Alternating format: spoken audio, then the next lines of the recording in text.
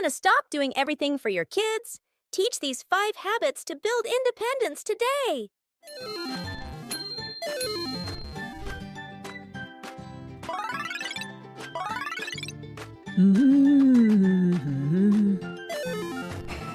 Haley, do you know what responsibility means? No, responsibilities. What's that? A responsibility is when you do something that you have to do, or the things you are supposed to do. Lee, we all have some things we are responsible for.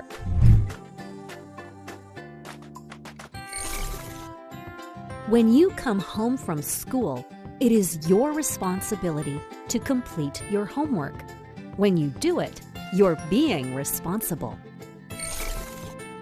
Some of you may have pets. Responsible pet owners take care of their pets. Responsible family members clean up their bedroom and play areas. Responsible children help set the table for dinner and clear it too. Responsible youth conserve energy and switch off lights when they are not in use. Watch part 2 of this video to understand about 7 essential school habits for kids. Ask a grown-up to download our Bath Game app for more social-emotional learning activities.